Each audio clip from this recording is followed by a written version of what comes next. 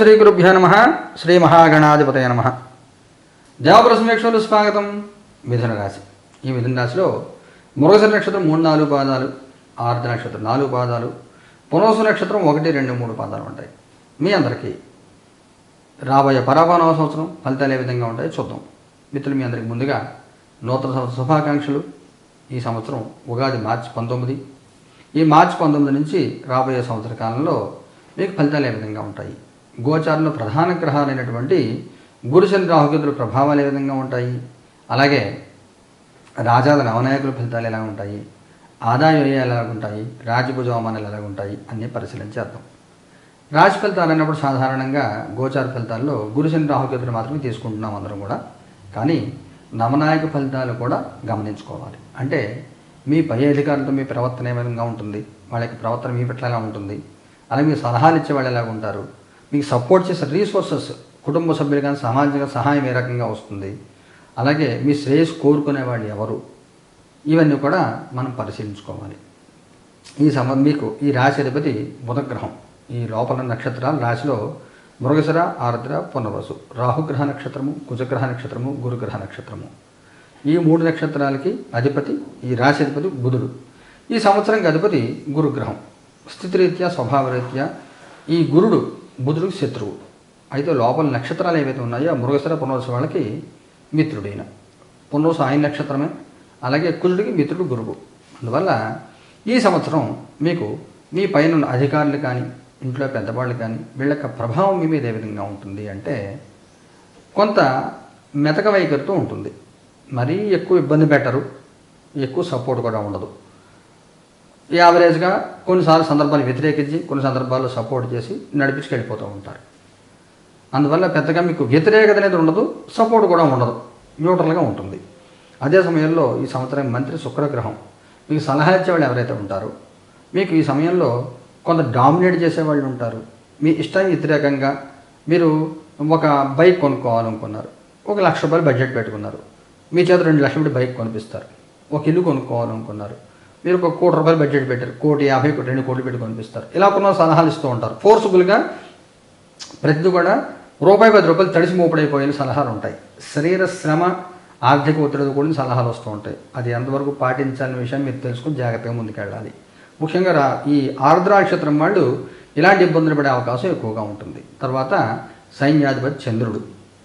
అంటే మీకు support resources, family members support కానీ ఇవన్నీ కూడా సామాన్యంగా ఉంటుంది. పనులు మీరే చేసుకోవాలి, పై సహాయం తప్ప నీకు మేమున్నాము అని సపోర్ట్ చేసేవాళ్ళు తక్కువగా ఉంటారు. ఎవరి పనులు వాళ్ళు బిజీగా ఉంటారు, చొరాయించేవారు వాళ్ళందరూ వాళ్ళు ముందుకు రారు. మీరు అడిగితే చేసి పెడతారు, అడగకుండా మాత్రం మీకు ఎవరు పెద్దగా సహాయం ఏం చేయరు.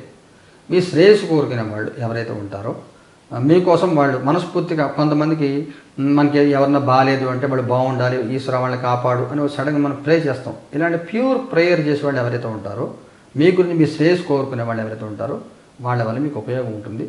మంచి సలహాలు, మంచి మనసుతో మిమ్మల్ని ఆశీర్వదించే వాళ్ళు, బ్లెస్సింగ్స్ దొరుకుతూ ఉంటాయి మీకు. అలాగే దైవజ్ఞుడు, మీ ఫోర్కాస్ట్ చెప్పేవాడు చంద్రుడు. ఈ సంవత్సరంలో మీరు అతను సలహా అడిగినప్పుడు ఏం చెయ్యాలి అని చెప్పి డిపెండ్ అయ్యి ఉంటాం ప్రతి వాళ్ళని కూడా ఎవరో ఒకళ్ళ మీద. ఆ డిపెండెన్సీ అనేది తగ్గించుకుంటే మంచిది. ఎందుకంటే ఖచ్చితమైన సలహా కాకుండా ఇలా చేస్తే బాగుంటుంది, నువ్వు చూసుకొని ఇష్టం అని చెప్పి వదిలేస్తూ ఉంటారు. అందువల్ల నిర్ణయాలు ఏవైతే ఉంటాయో ముఖ్యమైన నిర్ణయాలు మీరే తీసుకోండి. తీసుకోవడం వల్ల మీకు ఇబ్బందులు లేకుండా ఉంటుంది. ఈ సంవత్సరం మీకు ఆదాయం 8, వ్యయం 11, ఖర్చులు ఎక్కువ ఉంటాయి. మీకు చెప్పిన శుక్రగ్రహం ప్రభావం మూలంగా రూపాయి 10 రూపాయలు ఖర్చు పెట్టి చేస్తూ ఉంటారని. స్థిరాస్తులు మార్చడము, సంతానం కోసం, వివాహం కాని వాళ్ళ పెళ్లి కోసము, అలాగే సంతానం వృద్ధి కోసము డబ్బులు ఖర్చు అయిపోతూ ఉంటాయి.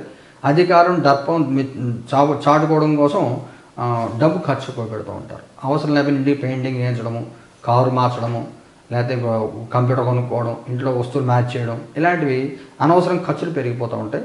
చూసి ఖర్చు పెట్టుకుని అవసరం లేదు ఖర్చు పెట్టద్దు. అలాగే రాజభోజ అవమానాలు 1, 7. పొగిడే వాళ్ళకనే విమర్శించే వాళ్ళు ఎక్కువ ఉంటారు. ఎవరిని పట్టించుకోవద్దు. ఎందుకంటే మీకు 10వ స్థానంలో శనిగ్రహ సంచారం ఉంది ఈ సంవత్సరం అంతా కూడా. ఈ 10వ గ్రహ స్థానంలో శనిగ్రహ సంచారం అనుకూలంగా ఉండదు మీకు. అందువల్ల కొంత వ్యతిరేకత ఉంటుంది. అలాగే జన్మరాశిలో గురుడు, 2వ స్థానంలో 3వ స్థానంలో గురుగ్రహ సంచారం కొంత వ్యతిరేకత సృష్టిస్తూ ఉంటుంది. ఎవరిని పట్టించుకోవద్దు, మీ పని మీరు చేసుకోండి.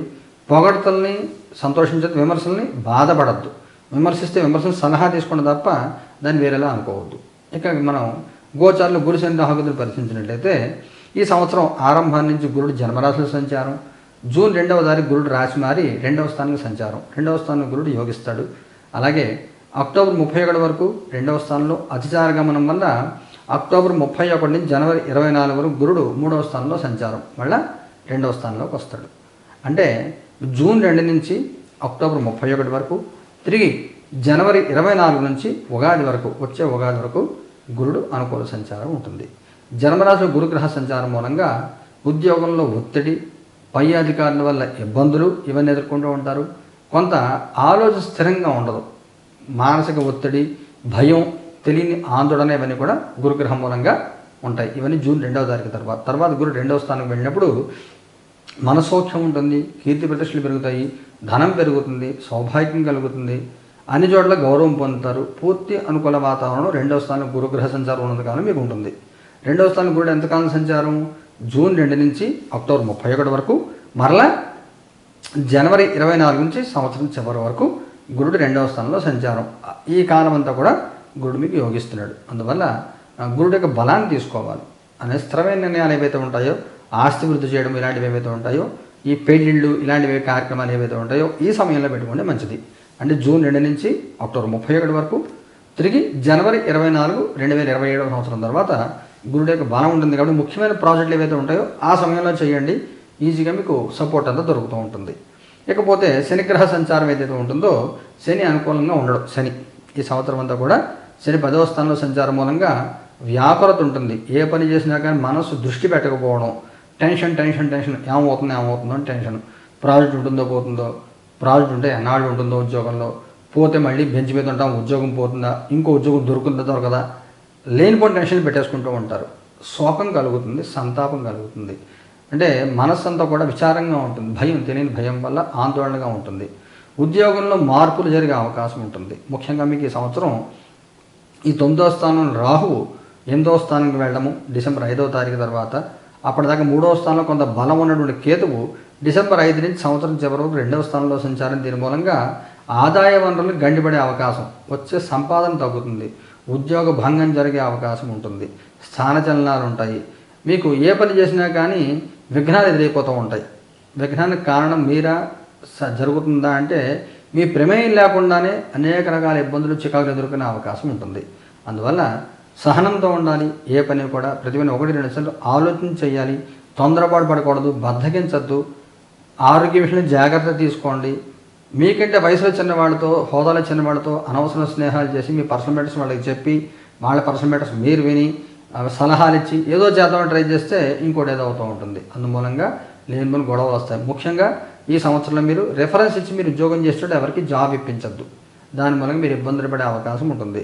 ఈ రాహుగ్రహం 8వ స్థానంలో సంచారం మూలంగా, మీకు 2వ స్థానంలో కేతుగ్రహ సంచారం మూలంగా దొంగల వల్ల భయాలు, మోసపోవడము, ఫైనాన్షియల్ ఫ్లాట్లు ఇరుక్కోవడం మూలంగా ఆర్థికమైన నష్టాలు కలిగే అవకాశం ఉంటుంది. అందువల్ల జాగ్రత్తగా చూసుకోండి. ఏపీకే ఫైల్స్ వచ్చిన గ్రూప్స్లో వచ్చి ఫైల్స్ ఓపెన్ చేయడం ఇలాంటి పనులు చేయవద్దు. అలాగే ఆన్లైన్ ఫ్లాట్లు మీకు అందరికీ తెలిసిందే, కొత్తగా ఎవరికి చెప్పక్కర్లేదు. జాగ్రత్త పడండి. పరిహారం ఏం చేసుకోవాలి అంటే, గురు శని రాహుకేతు 4 గ్రహాలకి పరిహారం చేసుకోవాలి. దుర్గాదేవి ఆరాధన చేసుకోండి, గణపతి ఆరాధన చేయండి, దత్తాత్రేయుడు గురుచరిత్ర పారాయణ చేసుకోండి, శని గ్రహానికి శివారాధన చేసుకోండి. అంటే ఇన్ని ఆరాధన చేయడం కష్టం అంటే ఏదో ఒకటనే చేసుకోండి. ప్రధానంగా మీకు ఏ రకమైన సమస్య ఉంది అంటే చేసుకోండి. కలవు చండీ వినాయకవు అంటాడు. దుర్గాదేవిని, గణపతిని ఆరాధన చేయడం మూలంగా మీకుండే ఇబ్బందులను తొలగిపోతాయి. ఈ మన దేవప్రశ్న కార్యాలయంలో నెలకి 2 సార్లు జరుగుతున్నటువంటి నవగ్రహ నిశ్చిత పరిహారాలు పాల్గొన్నట్లయితే ఈ గ్రహాలన్నిటికీ నెలకి 2 సార్లు హోమాలు జరుగుతాయి. దాంతోపాటుగా మన టారో రీడింగ్లో చెప్తున్న పరిహారాలు కూడా హోమాలు జరుగుతాయి. ఏమిటి కష్టం వస్తుందో మీరు చూస్తూనే ఉంటారు. దాంట్లో పాల్గొనచ్చు. వివరాల కోసం నాకు ఫోన్ చేస్తే వివరాలను చెప్తాను నేను. మీ అందరూ మీరు చేసుకోవాలి అనుకున్నట్లయితే చిన్న మస్తా కవచం చదువుకోండి, ధూమవతి కవచం చదువుకోండి. కవచపారాయణకి దోషం లేదు. దశమహావిద్యల్లో ఈ 2 కూడా చదువుకోవడం మూలంగా మీకు ఉండే నష్టాలు, ఇబ్బందులు తగ్గించుకునే అవకాశం ఉంటుంది. మీ అందరికీ సకల శుభాలు కలగాలి. సరైన నిర్ణయాలు తీసుకుని జీవితాన్ని సక్రమ మార్గం నడిపించుకోవాలని కోరుకుంటూ శుభం భూయాత్.